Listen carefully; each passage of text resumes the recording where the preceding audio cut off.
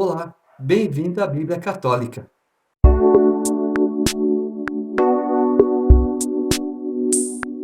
Êxodo capítulo 39.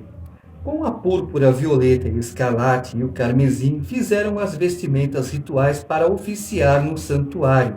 Fizeram também as vestimentas sagradas para o sacerdote Arão, como Yahvé havia ordenado a Moisés. Ele fez o éfode com ouro, púrpura, violeta e escarlate, carmesim e linho fino retorcido. Bateram o ouro em lâminas delgadas e cortaram-nas em tiras para trançá-las, num artístico trabalho de trançado. Tinha duas ombreiras que se juntavam às suas duas extremidades e assim se uniam. O cinto que estava em cima para apertá-lo formava uma só peça com ele e era da mesma feitura: ouro, púrpura, violeta, púrpura, escarlate, carmesim e linho fino retorcido, tal como Yahvé havia ordenado a Moisés. Prepararam as pedras de ônix engastadas em ouro, gravadas à semelhança da incisão de um selo, com os nomes dos israelitas. Colocaram-nas sobre as ombreiras do éfode, à maneira de pedras como memorial dos israelitas, como Yahvé havia ordenado a Moisés. Não sei se vocês viram aquele filme A Lista de Schindler. No final do filme, eles colocam pedras sobre o túmulo de Schindler. Mas por que pedras e não flores? Porque a pedra dura mais que as flores. As pedras, de uma certa forma, têm mais resistência do que as flores. Para quebrar é muito difícil. Um dia, vai lá, vira farelo, mas as flores, em uma semana, estão murchas. E as pedras demoram anos para que sejam destruídas, desfeitas, esfareladas ou algo assim. Então eles aprenderam aonde?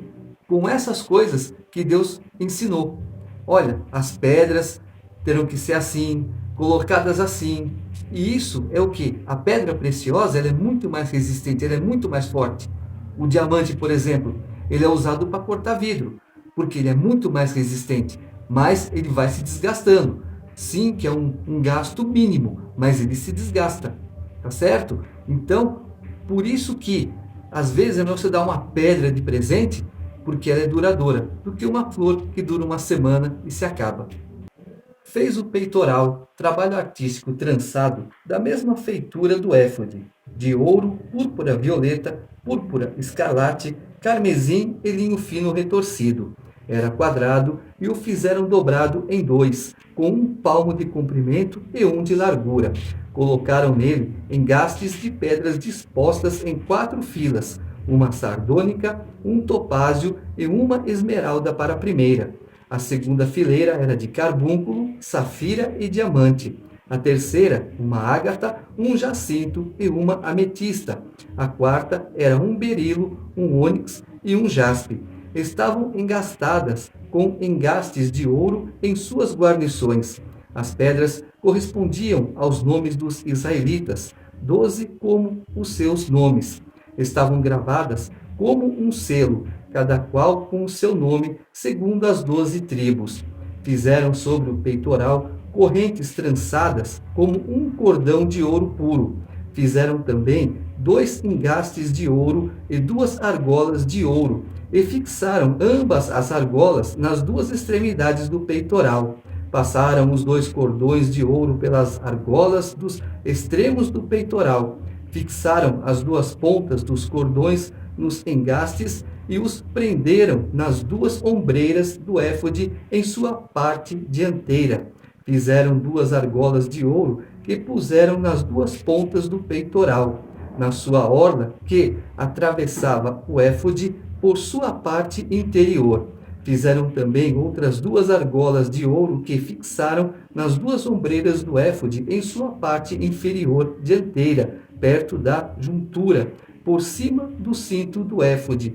Juntaram o peitoral por suas argolas, as argolas do éfode, com um cordão de púrpura violeta, para que ficasse fixo por cima do cinto do éfode, e não pudesse o peitoral desprender-se do éfode, tudo como Yahvé havia ordenado a Moisés. Depois ele fez o manto do éfode. Todo ele era tecido com púrpura violeta. A abertura no meio do manto era como a abertura de um colete de malhas. A abertura trazia em toda a sua volta uma dobra que não se rasgava. Fizeram na parte inferior do manto romãs de púrpura, violeta e escarlate, de carmesim e de linho fino retorcido. Também fizeram campainhas de ouro puro e colocaram as campainhas entre as romãs. Era uma campainha e uma campainha e uma romã em toda a volta da parte inferior do manto que se usava para o serviço religioso, como Yahvé havia ordenado a Moisés. Essas campainhas tinham uma finalidade. O sumo sacerdote ele entrava no Santíssimo Lugar, porque ele tem o átrio, o santo lugar e o santíssimo lugar. No Santíssimo Lugar, o sacerdote entrava uma vez por ano. Ele tinha que se consagrar. Caso ele entrasse em pecado, ele seria fulminado, ele morria. E quem é que ia tirar ele de lá? Ninguém podia entrar, só o sumo sacerdote. Então ele entrava com uma corda amarrada na cintura e quem ficasse do lado de fora, não ouço o barulho dos sinetes. Sumo sacerdote, o senhor está aí? Caso não houvesse uma resposta, ele era retirado, puxado. Não, está tudo bem. Então, calma. Essa era a finalidade dos sinetes. E também uma outra finalidade. O povo deveria ouvir, olha, o sumo sacerdote se aproxima. Então, temos que ter reverência. Temos que saber que o sumo sacerdote Jesus Cristo, ele está nos olhando, ele está nos contemplando. Por isso, muito cuidado no que vemos, no que ouvimos, no que falamos e no que pensamos. Fizeram também para Arão e seus filhos as túnicas tecidas de linho fino, o turbante de linho fino, os barretes de linho fino, os calções de linho fino retorcido e o cinto de linho fino retorcido de púrpura, violeta e escarlate e de carmesim, como Yahvé havia ordenado a Moisés. Depois fizeram a flor, o sinal da santa consagração de ouro puro, e nela gravaram como um selo, consagrado a Yahvé. Colocaram por cima um cordão de púrpura violeta, para pô-lo sobre o turbante, em cima como Yahvé havia ordenado a Moisés. Assim se concluiu todo o trabalho da habitação da tenda da reunião, e os israelitas fizeram tudo o que Yahvé havia ordenado a Moisés. Deus é detalhista, ele gosta das coisas bem feitas. É difícil fazer isso, é difícil fazer aquilo, mas como ele chamou Bezalel e Oliabe para fazerem os trabalhos artísticos, porque ele já capacitou. Da mesma forma, se ele chama o incapacitado, é porque ele vai capacitar para fazer tal coisa. Então nada é difícil para se fazer para Deus. Nós que colocamos impedimento, empecilhos, tropeços, embaraços, um monte de coisa. Senhor, é para fazer tal coisa? Me mostra como que é, me capacita e eu faço. Mostre boa vontade, e Deus também mostra a boa vontade dele para você. Aliás, ele não precisa mostrar, ele sempre tem boa vontade para você. Nós é que somos rebeldes, chatos, desobedientes, desviados de tudo que Deus fala para fazer e não fazemos. Então, ele falou várias vezes, tudo como foi ordenado a Moisés, assim foi feito. Levaram a Moisés a habitação, a tenda e todos os seus acessórios, suas argolas, suas tábuas, suas travessas, suas colunas e suas bases, a cobertura de peles de carneiro tingidas de vermelho, a cobertura de couro fino e o véu protetor, a arca do testemunho com os seus varais e o propiciatório, a mesa, todos os seus acessórios e os pães da oblação, o candelabro de ouro puro, as suas lâmpadas, uma fileira de lâmpadas, e todos os seus acessórios e o óleo para o candelabro, o altar de ouro, o óleo da unção, o incenso aromático e o véu para a entrada da tenda, o altar de bronze e a sua grelha de bronze, os seus varais e todos os seus acessórios, a bacia e a sua base, as cortinas do átrio, as suas colunas, as suas bases e o véu para a porta do átrio,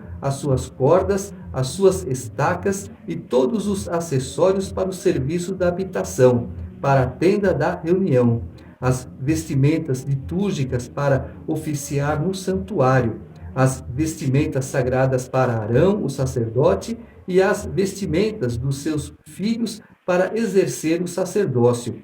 Os israelitas fizeram todos os trabalhos como Yahvé havia ordenado a Moisés. Moisés viu toda a obra, tinham feito como Yahvé havia ordenado, e Moisés os abençoou. Deus, detalhadamente, não nos mínimos detalhes, mas ele fala: levaram o altar, levaram a grelha e os seus acessórios. Levaram o altar de incenso e com os seus acessórios. Ele descreve tudo nos detalhes, não nos mínimos. E é assim que Deus faz quando Ele quer te abençoar. Ele vai nos detalhes, nos mínimos detalhes, se for necessário. Porque o prazer de Deus é nos abençoar. E como ele explica aqui, é trabalho completo, Deus não deixa pela metade. O que ele tem que fazer para você, ele fará por inteiro e completo. Capítulo 40. Yahvé falou a Moisés, dizendo: no primeiro dia do primeiro mês, levantarás a habitação, a tenda da reunião, colocarás nela a arca do testemunho e cobrirás a arca com o véu. Trarás a mesa e arrumarás tudo. Trarás o candelabro e montarás as lâmpadas. Colocarás o altar de ouro diante da arca do testemunho e colocarás o véu na entrada da habitação. Colocarás o altar dos holocaustos diante da entrada da habitação da tenda da reunião. Porás a bacia entre a tenda da reunião e o altar, e nela colocarás água. Colocarás o átrio ao redor e porás o véu na porta do átrio. Tomarás do óleo da unção e ungirás a habitação e tudo o que está dentro dela. Tu a consagrarás com todos os seus acessórios, e ela será muito santa. Ungirás o altar dos holocaustos com os seus acessórios, consagrarás o altar, e o altar será eminentemente santo. Ungirás a bacia e a sua base, e a consagrarás. Depois farás Arão e seus filhos se aproximarem da entrada da tenda da reunião. Tu os lavarás com água e revestirás Arão com as vestimentas sagradas. Tu o ungirás e o consagrarás para que exerça o meu sacerdócio. Os seus filhos tu os farás se aproximar e os revestirás com as túnicas. Tu os ungirás como ungiste o pai deles, para que exerçam o meu sacerdócio. Isto se fará para que a unção deles lhes confira um sacerdócio perpétuo em suas gerações. Os filhos de Arão: Nadab, Abiú, Eleazar e Itamar. Nadab e Abiú, lá na frente, eles levam um fogo estranho para o altar. Deus não se agrada e os fulmina. Por que Deus chamou esses dois irresponsáveis para o sacerdócio? Porque Deus dá oportunidade. Ninguém pode falar: Deus se esqueceu de mim, Deus não me deu oportunidade. Deus nos dá grandes oportunidades. Nós que não sabemos usar essas oportunidades que Deus nos dá. Às vezes, como já aconteceu com algumas pessoas, um bom emprego, e as pessoas, por causa da humilhação, se revoltam, brigam, aí são demitidas, aí falam: mas eu tinha um bom emprego, não sei o quê. Acontece de nós termos um bom emprego como eu tinha, e por causa de um irresponsável, muita gente foi embora. Isso aconteceu 2 vezes, né? E aí o que acontece? Atrapalha a nossa vida, porque nós saímos do emprego bom e vamos para o emprego não muito bom. Vamos fazer a mesma coisa, mas aqui você é valorizado, aqui você entende perfeitamente o que está acontecendo, aqui você não tem valor, é mais um que está lá trabalhando para ganhar o pão de cada dia e mais nada. Por mais que você se esforce, você não é reconhecido. Mas o que você faz? Tem que dobrar os joelhos e pedir para Deus um discernimento, capacidade, uma coisa melhor, a providência divina. Então, é assim, Nadab e Abiú rejeitaram o melhor que Deus deu para eles, que era o sacerdócio, estar ministrando diante de Deus, diante de Israel. Moisés o fez. Fez tudo como Yahvé havia ordenado. No primeiro dia do primeiro mês do segundo ano, levantaram a habitação. Moisés levantou a habitação, colocou as travessas e ergueu as colunas, estendeu a tenda para a habitação e colocou por cima a cobertura da tenda, como Yahvé havia ordenado a Moisés. Tomou o testemunho, colocou-o na arca, colocou os varais na arca e pôs o propiciatório sobre a arca. Introduziu a arca na habitação e colocou a cortina do véu. Velou assim a arca do testemunho, como Yahvé havia ordenado a Moisés. Colocou a mesa na tenda da reunião, ao lado da habitação, ao norte, na extremidade do véu, e dispôs em ordem o pão diante de Yahvé, como Yahvé havia ordenado a Moisés. Colocou o candelabro na tenda da reunião, diante da mesa, ao lado da habitação ao sul, e dispôs as lâmpadas diante de Yahvé, como Yahvé havia ordenado a Moisés. Colocou o altar de ouro na tenda da reunião, diante do véu, e em cima dele queimou o incenso aromático, como Yahvé havia ordenado a Moisés. Depois colocou o véu na entrada da habitação.